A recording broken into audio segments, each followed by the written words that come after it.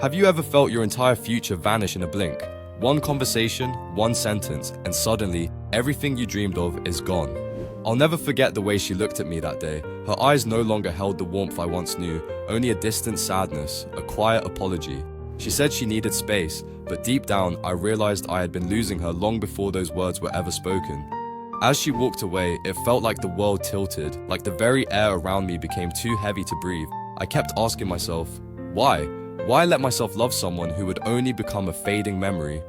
I tried filling the emptiness with distractions, noise, anything to drown out the silence that followed her absence. The nights were the hardest, when memories replayed endlessly and questions echoed in the dark. Then I stumbled across Psalm 13:1. How long, Lord, will you forget me forever? In that moment, I found comfort knowing even the strongest hearts have felt abandoned and lost. Sometimes, it takes losing everything to discover you're not alone in the ache. The silence wasn't just outside, it was inside me. I'd wake up, check my phone, half hoping she'd text, nothing. I'd pray, half hoping God would speak, nothing. I started wondering if maybe God had moved on too. Maybe he was tired of me asking. Maybe this pain was punishment for something I'd done.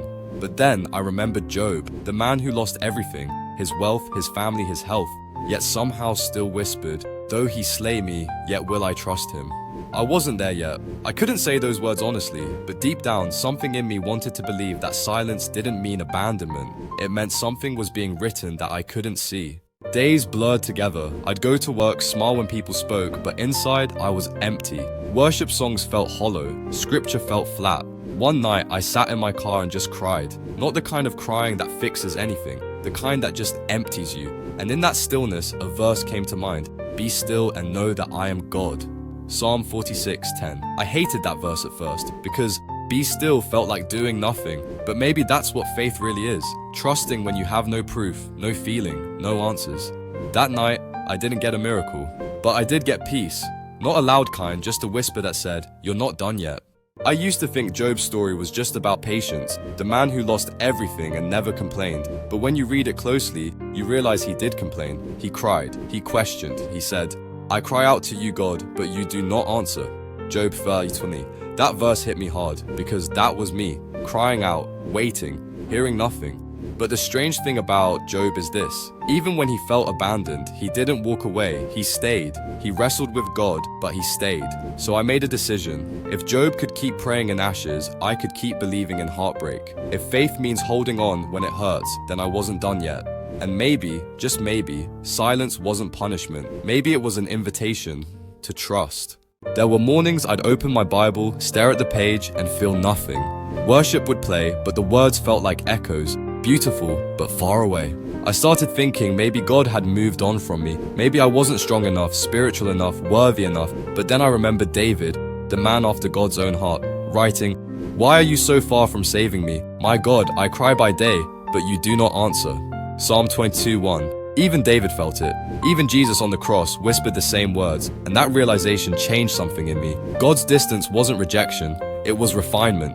He wasn't gone. He was teaching me to walk by faith, not by feeling. One afternoon, months later, I sat alone in a coffee shop. The same one she and I used to visit. Same corner table, same playlist humming softly. I should have felt pain, but instead, I felt peace. Small, quiet, unfamiliar peace. It wasn't joy, not yet, but it was something.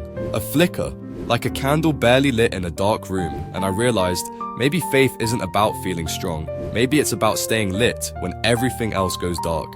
Isaiah 42:3 came to mind. A bruised reed he will not break, and a smoldering wick he will not snuff out.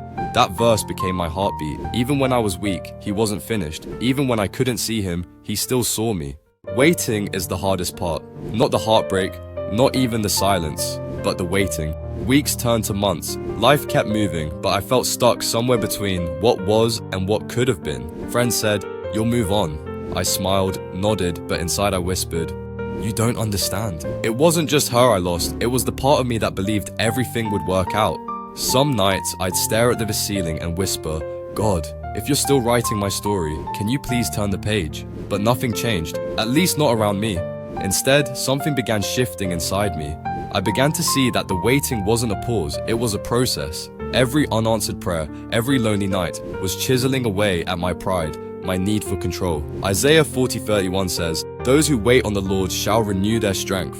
I used to think waiting meant doing nothing, but now I see it's the opposite. Waiting is trusting God enough to stop forcing outcomes, because sometimes the miracle isn't in what changes around you, it's in what changes within you while you wait. One night, I drove back to that hill outside town, the place I used to go to clear my head. The city lights below looked so small, like the world was a little less heavy from up there. For the first time in a long time, I didn't have a list of things to say to God. I just sat in silence. Then I felt something. Not a voice, not thunder or a vision, just a calm awareness. It was like God was saying, I never left, you just stopped looking. Tears filled my eyes, not because everything made sense, it didn't, but because for the first time in months, I wasn't alone. Psalm 18:28 says, You, Lord, keep my lamp burning, my God turns my darkness into light. And I understood, sometimes God doesn't remove the darkness, He teaches you to see differently within it. That night, I didn't get her back, but I got something better, peace that didn't depend on outcomes. Trust doesn't come back all at once. It's not a light switch you flip, it's a slow rebuilding, one brick of faith at a time. I began journaling again, praying without expecting anything, worshiping even when I didn't feel it. At first, it felt forced, but over time, it became real. I started realizing, maybe God wasn't punishing me with silence. Maybe He was protecting me from something I couldn't yet see. Sometimes love has to end, not because it wasn't real, but because it wasn't meant to go where you're headed. I began to thank God, not for what I lost, but for what He was making room for. And for the first time, my heart didn't ache when I said her name. That's when I knew healing had started, quietly, like dawn after a long night. There's a moment in healing when you realize the pain didn't disappear. It transformed you. It didn't leave you empty. It made room for something new. I saw that when I ran into an old friend one afternoon. She asked about her, the girl who once held my world. I smiled genuinely and said, She's doing well. I hope she's happy. And I meant it. That's when I realized the wound had closed, not perfectly, but enough to no longer bleed. Isaiah 61:3 says, God gives beauty for ashes, the oil of joy for mourning. And maybe that's the miracle. Not that He erases what broke us, but that He makes something beautiful out of it. Sometimes the ashes remain, but they no longer represent destruction. They're proof of what you've survived. I still don't know why things ended, but I do know this. I found a version of myself I never knew existed. One that trusts deeper, prays longer, and forgives quicker. Time has a way of revealing what pain once hid. Months after the heartbreak, doors began to open that I didn't even know existed. New opportunities, new people, new peace, and every time I said thank you to God, it wasn't for what He gave me.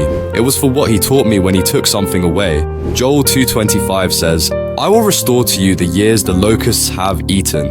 That verse used to sound like poetry. Now, it feels like truth, because God doesn't just restore what was lost, He restores you. The version of you that can love again, live again, believe again. And when He does, you realize the silence was never cruelty.